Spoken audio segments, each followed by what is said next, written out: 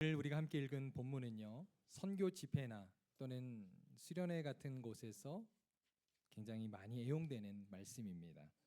복음성가도 있지 않습니까? 주님, 내가 여기 있사오니 나를 보내소서라고 하는 그러한 찬양도 있습니다. 그러나 이 말씀은요, 우리가 전후 문맥을 생각하지 않고 그저 이 말씀만을 어떻게 타이틀처럼 그렇게 따서 묵상한다면 사실 오늘 말씀을 우리가 좀 오해할 소지가 많습니다. 왜냐하면 소명이라고 하는 것을 우리가 하나님을 위해서 뭔가를 주님 내가 하겠습니다, 나를 보내소서, 마치 내가 없으면 안 되는 것처럼 그렇게 생각하기 쉽기 때문입니다. 그러나 소명이란 무엇일까요? 소명이라는 책이 있습니다. 베스트셀러인데요, 오스기니스라고 하는 사람은 그 저자인데 이렇게 말합니다. 소명이란 우리가 하고 싶은 일을 하는 것이 아니라 우리를 부르신 분의 음성에 응답하며 그분이 원하시는 일을 하는 것이다. 즉 소명은 내 열심과 계획대로 하는 것이 아닙니다. 하나님의 부르심에 대한 응답에서부터 출발해야 합니다. 또 소명을 받았다고 해서 모두가 생각처럼 역동적이고 열매를 거두는 사역을 하는 것만은 아닙니다. 우리가 막연히 이사야는 특별한 소명을 받았기 때문에 그는 하나님께 큰 그러한 은혜를 입어서 많은 열매를 맺었을 거라고 생각하지만 여러분, 그와는 정반대였어요. 오늘 우리가 이사야의 소명에 관한 말씀을 통해서 하나님의 부르심이 무엇인지 한번 같이 묵상해 보기를 원합니다.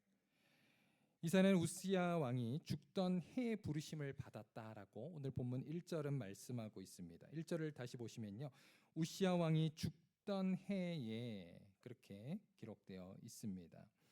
자, 도대체 그가 어떤 왕이었길래 1절에 이처럼 우시야 왕이 죽은 것을 강조하고 있을까요? 우시야 왕은 남유다의 10번째 왕이었습니다. 그리고 52년간을 다스린 지도자였어요. 52년을 다스렸다는 것은 나라의 통치를 잘했다는 것이죠. 그래서 그의 시대는 정치적으로, 경제적으로, 군사적으로 매우 강성했습니다. 국가적으로는 부강한 나라가 되었어요. 그러나 영적으로는 굉장히 어려운 상황이었습니다. 왜냐하면 그는 교만한 왕이었기 때문입니다. 자, 그 증거를 한번 제가 보여드리겠습니다. 역대하 26장 16절 다 같이 읽습니다. 시작. 그가 강성하여짐에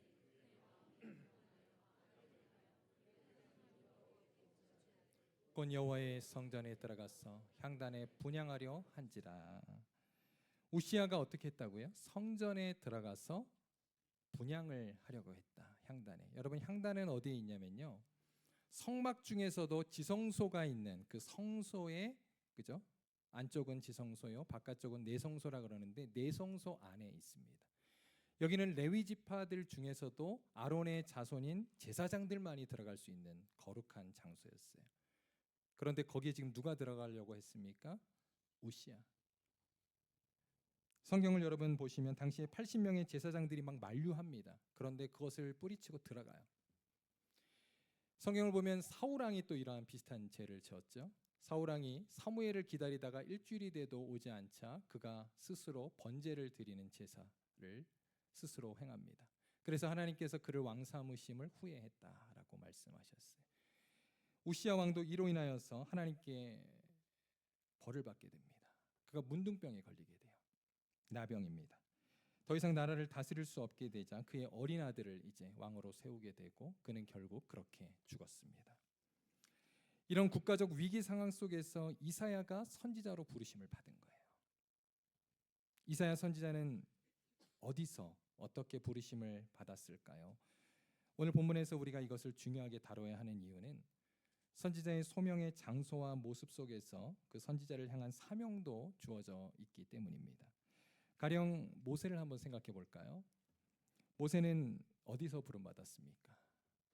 시내산에서 가시떨기 나무에 불붙은 그 환상을 보았을 때 그가 소명을 받게 되죠. 여기서 불붙은 가시떨기 나무라는 것은 무엇을 의미할까요? 가시떨기 나무는요, 광야에서 흔히 볼 수 있는 그냥 잡목입니다. 이건 뭘 말하냐면 광야에 있는 모세, 광야에 있는 이스라엘 백성들을 뜻하는 거예요. 그런데 거기 어떻게 되었다고요? 여호와의 불이 붙었다. 꺼지지 않는 불이 붙었다. 이것은 바로 하나님께서 광야에서 그들과 함께 하시겠다는 임마누엘의 약속이었습니다. 그런 가운데 모세는 광야의 지도자로 부르심을 받게 되었던 것이죠. 오늘 말씀으로 돌아와서 그렇다면 이사야는 어디서 어떻게 부르심을 받았습니까? 1절을 우리 다시 한번 보시면 그가 이제 기도 중에 성전 안을 보게 되는 장면을 성경에서 우리가 확인하게 되죠. 이사야가 성전 안에 있었을까요? 여러분 어떻게 생각하십니까?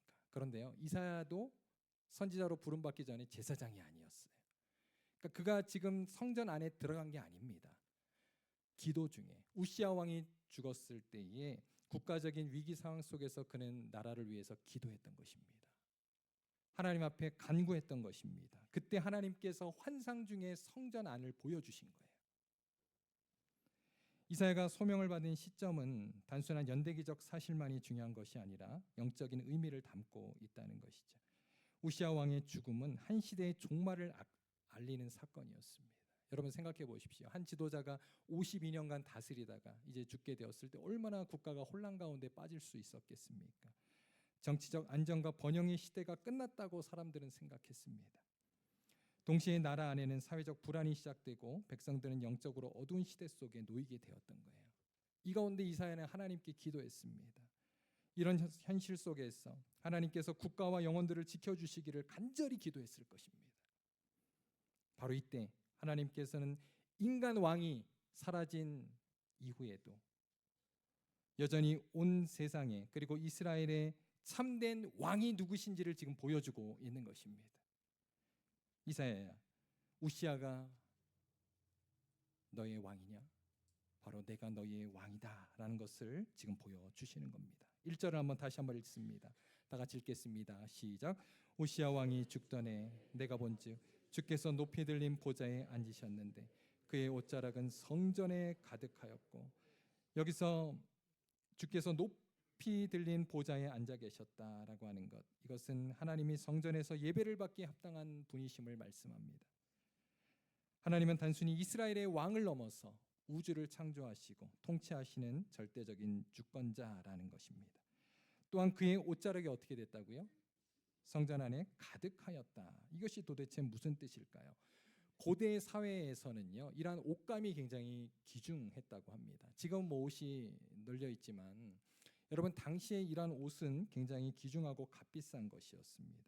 또 옷이 길다라고 하는 그런 의미는 바로 부유함을 뜻하고요, 또 높은 신분을 상징했습니다. 더 나아가 옷이 공간을 채우고 있다는 것은 그 사람이 바로 이 공간의 주인임을 나타내고 있는 거예요. 여러분 이것은 오늘날 결혼식 전통에도 그대로 이어지고 있는 거 아세요? 결혼식장에서 옷이 가장 긴 사람이 누굽니까? 신부예요.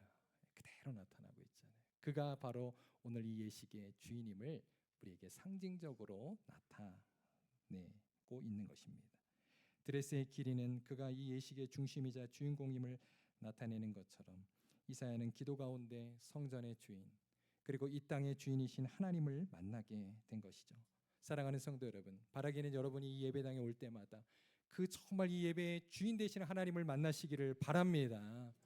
그 주님이 이곳에 우리와 함께 계십니다. 이사야가 기도 중에 만난 하나님은 높으신 분일 뿐 아니라 오늘 말씀을 보니까 거룩한 분이라고 성경은 또 말씀하고 있어요. 2절을 한번 제가 읽겠습니다. 스랍들이 모시고 섰는데 각기 6날개가 있어 그 둘로는 자기의 얼굴을 가리었고 그 둘로는 자기의 발을 가리었고 그 둘로는 날며 그랬습니다. 스랍이라고 하는 것은 하나님의 보좌를 모시고 또 섬기는 천상의 존재들입니다. 그런데 그들이 6날개를 가지고 있었다 그랬어요. 그 각각의 행동이 굉장히 중요한 의미를 가집니다. 먼저 2날개로 어떻게 했다고요? 얼굴을 가렸다 그랬습니다. 자, 이 의미가 무엇일까? 이것은 그들이 하나님의 거룩하심과 영광을 직접 볼 수 없었다는 것입니다. 그만큼 하나님은 경외받기에 합당하신 분이고 영광받기에 합당하신 거룩한 분이라는 거예요. 그런데 우리가 감히 하나님 나와보라 그래 이렇게 여러분 얘기할 수 있겠습니까? 여러분 죽지 않은 것이 다행입니다. 결코 우리는 하나님 앞에서 하나님이 정말 나타내시면 우리는 모두 다 죽은 사람처럼 될 것입니다. 그 다음 2날개로 발을 가렸다 그랬어요. 성경을 여러분 많이 읽으신 분들은 아실 텐데 다윗이 많이 이렇게 도망 다닐 때 사울 왕으로부터 한번 사울 왕이 다윗을 쫓아다니다가 배가 아팠어요. 그래서 굴에 가서 뭘 했습니까? 두 발을 가렸다라고 성경은 말씀하고 있습니다. 발을 가리었다. 이 뜻은 바로 자기의 죄와 부끄러움을 가린다라고 하는 뜻입니다. 여러분, 이처럼 천상의 존재들도 하나님 앞에 자기의 연약함과 부끄러움을 가렸다라고 말씀하고 있습니다. 그다음 마지막 두 날개로 난다 그랬어요. 이것은 그들이 하나님의 명령을 듣고 즉각적으로 순종할 자들, 그리고 섬기기 위해서 준비된 자들임을 말씀하고 있다는 거예요. 그런데 이 스랍들이 하나님을 찬양하는데 어떻게 찬양합니까? 3절 한번 보겠습니다. 시작. 서로 불러 이르되 거룩하다 거룩하다 거룩하다 만군의 여호와여 그의 영광이 온 땅에 충만하도다 하더라.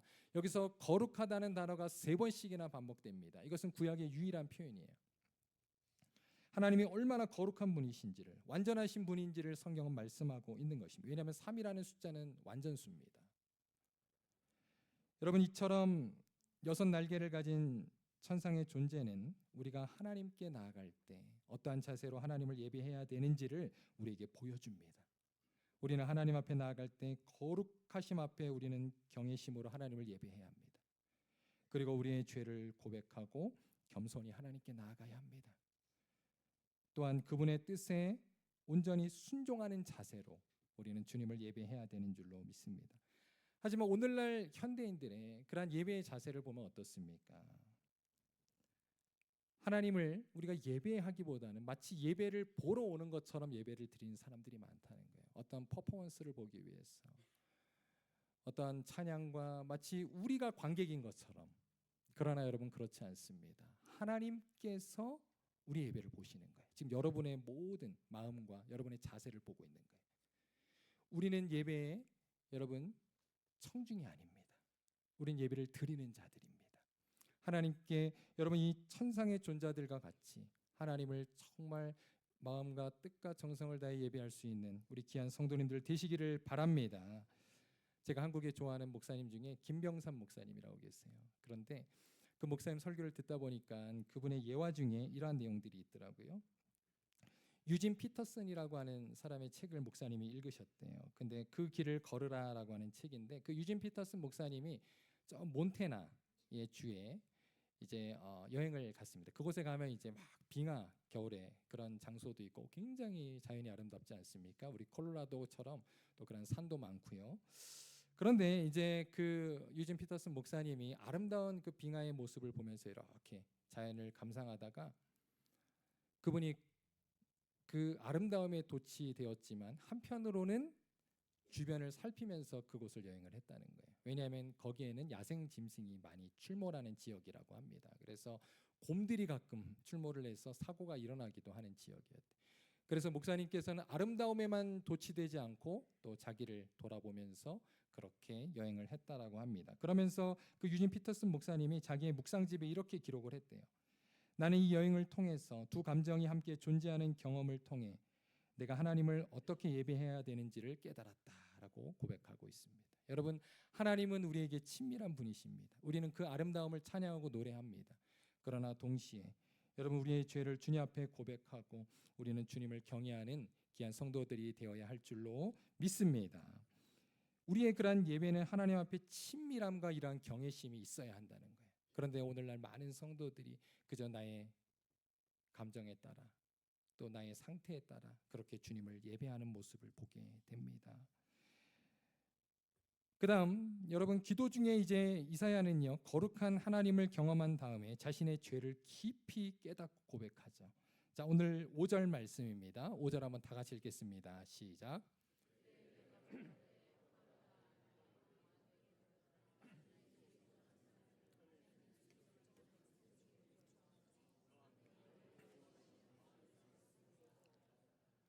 거룩한 하나님을 만나자 그가 어떻게 반응했습니까? 성경에 보면 이러한 하나님을 만난 사람들, 하나님의 천사를 만난 사람들의 반응은 공통적입니다. 그것은 바로 죄를 회개했다는 것이에요. 특히 이사야는 자신의 입술의 부정함을 고백합니다. 단순한 이것은 말 실수에 대한 회개가 아니라 여러분 선지자로서 선지자들이 주로 하는 그 사명이 무엇입니까? 그들이 말로써 주의 복음을 전하는 것 아닙니까? 그는 바로 자신이 그 사명을 감당하기에 자격이 없다는 것을 깊이 자각했던 거예요. 동시에 하나님께 기도하면서 예배드리던 자신이 사명이 아니라 심판받아야 마땅한 죄인임을 깨닫게 됩니다. 이처럼 깊이 하나님을 깨닫는 자일수록 또한 소명을 발견하게 되는 것입니다. 사랑하는 성도 여러분, 특별히 오늘 또 임직을 받으시는 분들, 여러분 날마다 하나님 앞에서 이러한 죄인됨을 깨닫고 주님의 말씀 앞에 서는 귀한 분들 되시기를 바랍니다. 우리는요, 여러분 사명 가운데 지치고 또 때로는 번아웃 될 때도 있어요. 그럴 때마다 우리가 더 열심히 하려고 그러면 그럴 때일수록 더 지칩니다. 그때는 기초로 돌아가야 돼요. 하나님의 말씀으로 돌아가야 합니다. 그리고 하나님 앞에서 다시금 자신을 돌아보시기를 바랍니다. 자, 이때 하나님께서는 이사야의 회개를 들으시고 놀라운 일을 행하세요. 자, 7절 한번 보겠습니다. 다 같이 읽습니다. 시작. 그것을 내 입술에 대며 이르되 보라 이것이 내 입에 닿았으니 내 악이 제하여졌고 내 죄가 사여졌느니라 하더라. 이것이 굉장히 특별한 것은요, 사실 구약 시대 때는 죄 용서함을 받는 것이 신약 시대와는 달랐습니다. 신약 시대 때는 우리가 이제는 예수 그리스도를 통해서 주님의 이름으로 회개할 때 죄 사함을 받게 되지만 구약 시대 때는 그렇지 않았다는 거예요. 아직 예수님이 오시기 전이기 때문에 레위기 말씀에 보면 죄를 용서받는 절차가 굉장히 까다롭고 복잡하지 않습니까? 자신의 집에서 어려서부터 키운 정결한 가축을 데려다가 그리고 아무 때나 갈 수 없습니다. 그 날짜도 정한 날짜에 가서 제사장과 함께 그 가축을 죽이고 각을 떠서 주님 앞에 그렇게 제사를 드릴 때 용서함을 받을 수 있었다는 거예요. 그런데 오늘 지금 이사야가 받은 이 죄 용서함은요, 마치 신약 시대의 성도들이 받는 죄 용서함처럼 주님이 그냥 용서해 주셨어요. 특별합니다. 하나님께서 왜 이사야에게 이러한 특권을 주셨을까? 이것은요, 제가 처음에 말씀드린 대로 그를 어떻게 부르셨는가가 결국 그의 사명을 규정하기 때문입니다. 하나님께서 이사야로 하여금 이러한 죄사함의 은혜를 먼저 경험하게 하시고 그로 하여금 이제 복음의 본질, 죄사함의 메시지를 전하게 하셨다는 겁니다. 이사야서는 굉장히 길거든요. 66장인데 그 내용을 보면 예수님에 대한 그런 예언도 많고 바로 회개의 메시지를 그가 선포하고 있는 것을 보게 됩니다. 이처럼 하나님은 그에게 먼저 사명에 관한 하나님의 은혜를 경험케 하시고 그리고 그를 사용하시는 것을 보게 돼요. 저 역시 이제 비슷한 그런 경험들을 좀 했습니다. 제가 여러 번 또 간증했던 것처럼 저는 어려서부터 이제 또 은혜를 받고 중학교 3학년 때 목사가 되기로 그렇게 헌신을 했어요. 그리고 쫙 한 길로 왔습니다. 그런데 이제 제가 한국에 있었기 때문에 군대를 이제 입대를 했단 말이에요. 근데 이제 군에 입대할 때 제가 정말 주님 앞에 간절히 기도했던 게 뭐였냐면 하나님, 보통 이제 친구들이 다 그러거든요. 군에 가면 이거는 킬링 타임이다. 이제 이렇게 얘기를 해요. 근데 저는 이제 2년 2개월을 근무를 했는데 군에 가기 전에 하나님 앞에 간절히 기도했던 건 뭐냐면 하나님, 저는 목사가 될 겁니다. 그런데 목사가 될 사람인데 이 시간이 킬링 타임이 되지 않게 하시고 하나님 목회에 정말 필요한 보직으로 장소로 하나님 저를 보내주시옵소서. 전 그렇게 기도했어요. 그리고 났는데 제가 이제 어디로 갔냐면 사단 훈련소 조교가 됐어요. 네, 보안상 위치는 얘기 안 하겠습니다. 그런데 저는 이제 군대에서 계속 훈련병들을 훈련하는 일을 했어요. 몇 주간 훈련하고 또 그들을 이제 자대로 보내는 이 역할을 저는 제대할 때까지 했습니다. 그런데 이제 군 생활 동안에 뭐 힘들다 보니까 제가 그 전에 어떤 기도를 했는지 그냥 까먹고 저는 군 생활을 했어요. 그리고 나서 이제 제대를 하고 다시 이제 전도사를 했거든요. 그런데 너무 신기한 거예요. 전도사로 딱 갔더니 하는 일이 뭐예요? 이제 아이들 교육하고 훈련하고 진급시키는 거예요. 제가 군대에서 했던 일을 똑같이 하는 거예요. 그때 제가 갑자기 깨달았습니다. 하나님께서 정말 내 기도를 들으셨구나. 그리고 하나님께서 그렇게 저를 사용하시는 것을 보게 됩니다. 저희 어떤 미국에서의 학위 과정뿐만 아니라 저희가 미국에서 사실은 학위를 하면서 뭐 한국에서 저희 아버지도 이제 은퇴를 하시고 저희를 뭐 풀로 이렇게 서포트할 수 있는 그런 여건이 되지 못하셨어요. 그래서 저와 저희 아내가 아이들 둘 다 미국에서 키우고 공부하고 또 정말 뭐 알바 뭐 안 해본 것이 없습니다. 그래서 뭐 다 그러셨겠지만 학교에서 뭐 화장실 청소부터 해서 그리고 또 저희 교회는 아니고 남의 교회 또 다른 집사님 집도 청소해주고 그런 일도 했어요. 다 하면서 이제 그렇게 정말 유학 생활을 마치게 되었는데요. 힘들 때마다 그런 원망이 드는 거야. 내가 지금 여기서 뭐 하고 있나 이거. 저는 사실 미국에 이렇게 남을 생각을 해보질 않았습니다. 제 첫 번째 계획은 빨리 학위를 마치고 저는 학위를 가지고 그냥 한국에 가는 게 목표였어요. 그리고 또 제 아내는 한국에서 공무원이었기 때문에 휴직을 하고 왔거든요. 그러니까 얼마든지 한국에 가면 다시 취업이 되는 거예요. 그러니까 이제 힘들 때마다 계속 한국이 그리운 거예요.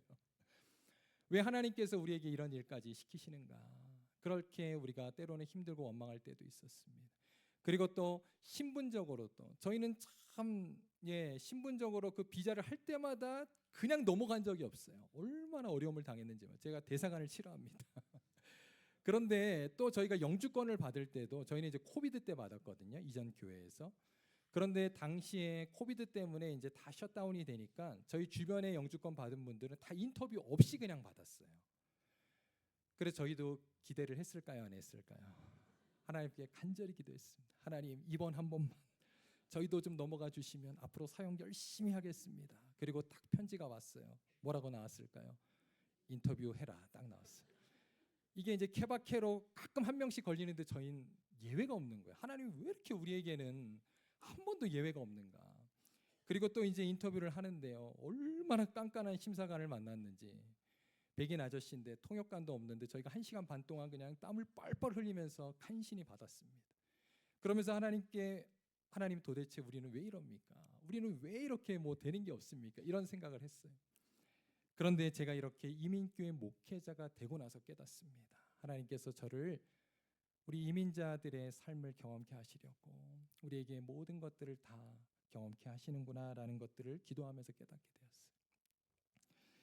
여러분, 바로 이처럼 하나님께서는 바로 여러분도 똑같이 그렇게 지금도 하나님의 큰 그림 속에서 여러분을 이끌어 가시고 훈련하시는 줄로 믿습니다. 왜 나는 이렇게 어려울까? 나는 이렇게 힘들까? 여러분 원망하지 마시기를 바랍니다. 헨리 나우에인이라고 하는 학자가 상처 입은 치유자라는 책에서 이렇게 말해요. 우리는 상처 없는 사람, 완벽한 사람이 다른 사람을 상담할 수 있을 거라고 생각하지만 그렇지 않다는 거예요. 오히려 상처를 경험한 사람, 상처를 통과한 사람이 다른 사람을 치유할 수 있다라는 역설적인 진리를 말합니다. 여러분, 하나님께서는 지금 여러분을 훈련하시고 여러분을 사용하시기 위해서 여러분을 향한 큰 그림을 그리고 계시는 줄로 믿습니다. 또한 내가 정말 예상한 것보다 모든 일들이 잘 풀리고 또 하나님께서 복을 주신다면 여러분 그 또한 하나님께서 여러분을 통해서 정말로 영혼을 섬기기 위해서 주신 복임을 여러분 기억하시기를 바랍니다. 그러므로 사랑하는 성도 여러분, 하나님의 부르심 앞에서 염려하거나 두려워하지 마십시오. 부르신 하나님께서 반드시 여러분을 훈련시키실 것이고 또 여러분을 훈련하신 대로 또 그 경험과 재능과 은사를 통해서 모든 것들 주님의 나라를 위해 반드시 사용하실 것입니다. 그렇기 때문에 여러분이 지금까지 어떠한 길을 걸어왔는지를 우리가 생각할 때 이제 우리가 하나님께서 나를 어떻게 사용하시겠구나라는 또 비전도 바라보게 되는 것이죠. 여러분 그 모든 일에 준비하시는 그 하나님 앞에 여러분 묵묵히 힘들더라도 그 길을 가시는 여러분 되시기를 주님의 이름으로 축복합니다. 자, 이제 마지막입니다. 이사야는 하나님의 음성을 듣게 돼요. 그것이 바로 이런 말씀이죠. 내가 누구를 보내며 누가 우리를 위하여 갈꼬 그랬습니다. 그러자 이사야가 감격에 찬 목소리로 고백합니다. 주님, 내가 여기 있사옵니다. 나를 보내소서. 우리는 이 말씀을 읽을 때 이런 생각을 해요. 제가 처음에도 말씀드린 대로 이사야는 특별히 부르심을 받았기 때문에 정말 하나님의 그러한 열매 가운데 사역을 했겠구나. 얼마나 좋았을까라고 생각을 하지만 여러분 이게 오해라는 거예요. 우리가 이제 마지막 말씀 읽겠습니다. 9절에서 10절입니다. 다 같이 읽습니다. 시작. 여호와께서 이르시되 가서 이 백성에게 이르기를 너희가 듣기는 들어도 깨닫지 못할 것이요 보기는 보아도 알지 못하리라 하여 이 백성의 마음을 둔하게 하며 그들의 귀가 막히고 그들의 눈이 감기게 하라. 염려하건대 그들이 눈으로 보고 귀로 듣고 마음으로 깨닫고 다시 돌아와 고침을 받을까 하노라 하시기로. 자, 9절 한번 다시 좀 보여주세요. 여기 보면 지금 하나님이 뭐라고 말씀하고 있는 거냐면요, 이사야가 내가 가겠습니다 그랬잖아요. 그래서 하나님이 지금 이렇게 말씀하는 거예요. 내가 전할 사람들이 듣고도 깨닫지 못할 것이다 그러는 거예요. 여러분 지금 이게 도대체 무슨 말씀입니까? 또 9절, 그 다음 9절 한번 보여주세요. 10절 보시면 또 이렇게 말해요. 혹시 그들이 깨닫고 돌아와 고침을 받을까 내가 염려한다 그러는 거예요. 도대체 이게 무슨 말씀입니까? 지금 막 헌신하겠다고 했던, 아니 이럴 바에는 헌신하기 전에 좀 말씀해 주시지, 이제 물를 수도 없는데 이사야에게 지금 내가 하는 사역이 이렇게 힘들 것이라고 이야기해 주고 있는 것입니다. 이것은 바로 우리가 부르심을 받는 현실적인 사역의 바로 현장이요 환경임을 보여주는 거예요. 오늘 직분을 받는 분들에게는 제가 절망적인 말씀을 드려서 죄송합니다. 그러나 이것이 현실이고 사실입니다. 하나님의 사명은 박수받고 인정받는 자리가 아닙니다. 오늘만 이제 박수를 받는 거예요. 그리고 은퇴할 때 박수 받는 거예요. 우리가 주님을 위해서 남모르게 그렇게 직분자일수록 더 많이 섬기지만 어떻습니까? 사람들은 모릅니다. 그리고 오히려 사람들은 그 섬김의 불평과 불만을 할 때도 있다는 것입니다. 여러분, 그럴 때 오늘 주님의 말씀을 기억하시면서 주님의 그 묵묵한 사명을 감당하시기를 바랍니다. 사실 우리를 통해서 얼마나 많은 열매가 있을까요? 저도 목회자로 헌신하고 이렇게 여러 교회에서 지금까지 사역하고, 부교육자로 물론 사역했지만 또 이렇게 담임 목회자로 지금 사역을 하지만 사실 저를 통해서 뭐 하는 일은 사실 많지 않다고 생각합니다. 저는 그저 하나님 맡기신 사명에 묵묵히 그저 충성하는 거예요. 여러분, 사람은 사실 어떻습니까? 잘 바뀌지 않습니다. 오랫동안 사역하고 또 기도하고 애써도 우리 이제 오이코스 리더 해보시면 알잖아요. 3년 동안 여러분 한번, 지금 이제 오늘 마지막인데 얼마나 많은 열매가 있었습니까? 아니 열매요? 목사님, 우리 오이코스가 사라지지 않은 것만 해도 감사합니다. 사실 이게 우리의 고백 아닙니까? 그러나 주님은 우리에게 바로 그 자리에서 끝까지 충성하라고 말씀하시는 것입니다. 그런데 이때 이사야가 이렇게 질문하잖아요. 당황하면서 주여 이 일이 어느 때까지니까 그랬어요. 우리는 그때를 알지 못합니다. 그러나 놀랍게도 마지막 말씀에 보면 주님은 이렇게 말씀하시죠. 이사야서 6장 13절에 그들 중 10분의 1이 남아 돌아올 것이다. 하나님의 때가 있다는 것입니다. 그리고 그때 하나님이 남긴 자들, 남은 자들이 돌아올 것임을 말씀합니다. 사랑하는 성도 여러분, 오늘 말씀을 마치겠습니다. 이사야의 사명 이야기는 단지 옛날에 한 선지자에게만 주신 하나님의 말씀이 아닙니다. 이것은 오늘을 살아가는 우리 모든 성도들에게 주시는 하나님의 부르심의 말씀입니다. 하나님은 지금도 우리가 눈앞에 성과가 없고 열매가 없다 할지라도 그것으로 인하여 낙심하지 말기를 말씀하시는 것입니다. 때로는 우리가 섬기는 자리가 아무도 알아주지 않는 그러한 자리일 수 있습니다. 기도하고 애써도 열매가 보이지 않는 자리일 수도 있습니다. 왜냐하면 우리는 하나님 앞에서 씨를 뿌리는 때에 부름받았을 수도 있기 때문에 그래요. 그러나 어떤 이들은 별로 한 것이 없는 것 같은데 많은 열매를 거두는 이들도 있습니다. 그때는 하나님이 정하십니다. 결국 우리에게 그 열매의 원인이 있는 것이 아니라 바로 하나님께 있다는 것입니다. 그러므로 여러분, 열매 때문에 낙심하지 마시기 바랍니다. 충성하시기 바랍니다. 그리고 모든 결과는 하나님께 맡기시기를 바랍니다. 예수님의 달란트 비유의 말씀을 마지막 여러분 다시 한번 떠올려 보십시오. 하나님은 5달란트를 받았는지 2달란트를 받았는지 비교하지 않으셨어요. 그저 그들이 끝까지 충성했느냐를 보셨다는 것입니다. 사랑하는 성도 여러분, 오늘 2025년 회계년도 마지막 주일을 보내고 있습니다. 지난 한 해 동안 보이는 곳에서 또 보이지 않는 곳에서 여러분 주님을 충성되이 섬겨주신 귀한 모든 성도님들을 진심으로 감사합니다. 사람은 몰랐지만 하나님은 다 보고 계셨습니다. 그리고 지난 3년 동안 또 오이코스를 인도하시 우리 리더들에게도 진심으로 감사합니다. 끝까지 포기하지 아니하시고 또 충성해 주신 여러분, 주님이 여러분을 칭찬해 주실 것입니다. 여러분, 오늘 이사야와 같이 우리는 주님 앞에 오직 주님의 거룩한 뜻을 이루기 위해서 순종하는 그러한 사명자들이 되기를 바랍니다. 그럴 때 하나님은 여러분을 통해, 우리 교회를 통해 하나님의 영광 받으실 것입니다. 같이 기도하겠습니다.